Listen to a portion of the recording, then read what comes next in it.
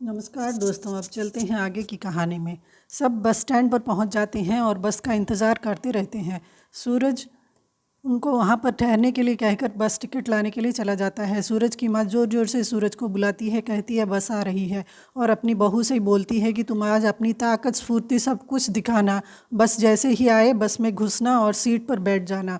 सूरज और उसके पिता पीछे से चढ़ जाते हैं। सूरज की माँ और संध्या के लिए सीट रोक कर रखते हैं। संध्या नहीं चढ़ पाती। सूरज जल्दी से उतर कर उसको पीछे से बस में चढ़ा लेता है।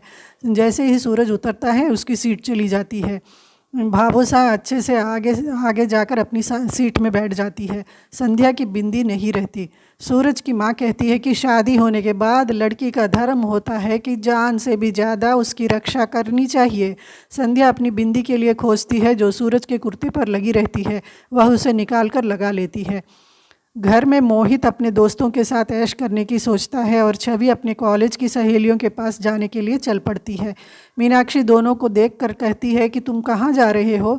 दोनों कहते हैं कि पढ़ने के लिए। तो कहती है पढ़ने के लिए कहते हो तो कहती है चले जाना और मन लगाकर पढ़ना। और उधर बस चल पड़ती है। जब बस एक बार रुकती है तो सूरज की माँ नीचे उतरती है और संध्या से कहती है कि मेरी जगह ठीक से रखना।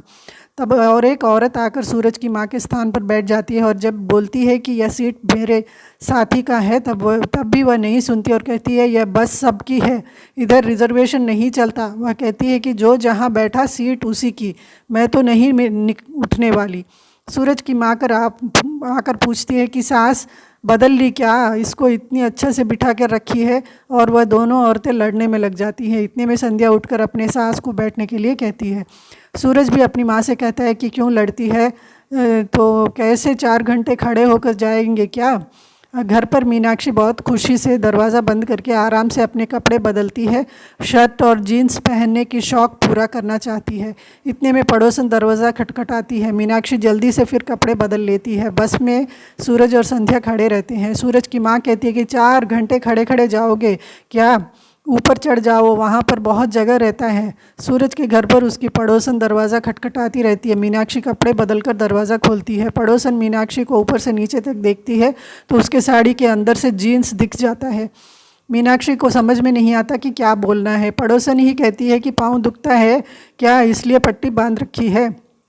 मीनाक्षी कहती हाँ, घर का सारा काम करते करते पाँव दर्द करने लगा है। पड़ोसन कहती है कि संतोषी बोलती थी नई बीनी बहुत काम करती है, इससे तो तुम्हारा काम हल्का हो जाना चाहिए। फिर पूछती है कि क्या सचमुच संतोषी जैसा बोलती है वैसा ही है क्या ये नई बीनी? तो मीनाक्षी कहती है अभी तो आई है, मुझे क्या पता। उधर सूरज और संध्या बस के ऊपर चढ़ जाते हैं और संभल कर बैठ जाते हैं। सूरज कहता है कि हमें बात करने का मौका भी कभी नहीं मिला, और अभी मिला तो ऐसे। तुम्हें अपने माता पिता की बहुत याद आती होगी। हमारे जीवन में अपने माता पिता की बहुत अहमियत होती है। तुम्हारे दशा को मैं समझ सकता हूँ, और मेरे लिए भी मेरी माँ और पिता से बढ़कर कुछ भी नहीं है। खास करके मैं अपनी भावोसा को बहुत प्यार करता हूँ और मेरी भावोसा मुझे उससे ज़्यादा प्यार करती है। भावोसा है तो मैं हूँ। सूरज कहता है कि हम 7 जन्म लेकर भी अपने माता पिता के किए हुए काम कर्ज अदा नहीं कर सकते हैं। बस हम सिर्फ ये कर सकते हैं कि जैसे भी हो हमें उनके इच्छाएं पूरी करके उनको ज़िंदगी भर खुश रखें। भावोसा ने मुझे हर तरह की खुशी देने की कोशिश की है हमेशा।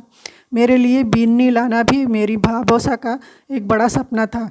संध्या को नींद आ जाती है और वह सो जाती है। ऊपर बैठे लोगों में से कोई कहता है कि गिर जाएगी, तो सूरज उसको पकड़कर बैठ जाता है।